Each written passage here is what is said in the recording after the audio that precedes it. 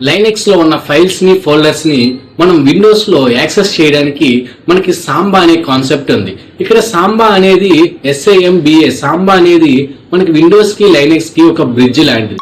ఇప్పుడు సపోజ్ నాకు లైనెక్స్ లో ఒక ఫోల్డర్ లో ఫైల్స్ ఉన్నాయి అండ్ ఫోల్డర్స్ ఉన్నాయి. ఇప్పుడు నేను దాన్ని విండోస్ లో యాక్సెస్ చేయడానికి నేను SMB అనే సర్వీస్ ని ఇన్స్టాల్ చేస్తాను. install samba or smb.service install చేసి సర్వీస్ ని స్టార్ట్ చేసిన తర్వాత SMB అనే కాన్ఫ్లో సాంబా కాన్ఫిగరేషన్ లో నేను ఏ ఫోల్డర్ అయితే యాక్సెస్ చేద్దాం అనుకుంటున్నానో ఆ ఫోల్డర్ నేమ్స్ ఇచ్చి పాత్ ఇచ్చి మనం పర్మిషన్స్ ఇస్తే విండోస్ లో ఏ విధంగా యాక్సెస్ చేయాలంటే మనం విండోస్ R అనే కీస్ టైప్ చేస్తే నాకు రన్ ఓపెన్ అవుతుంది. ఆ రన్ లో నేను / అండ్ / ఇచ్చి నేను IP మెన్షన్ చేస్తే సర్వర్ IP నాకు ఆ సర్వర్ లో నేను సాంబా కాన్ఫిగరేషన్ ఏ ఫోల్డర్స్ అయితే మెన్షన్ చేశానో ఆ ఫోల్డర్స్ అండ్ ఫైల్స్ అనేది నాకు విండోస్ స్క్రీన్ మీద డిస్ప్లే అవుతాయి.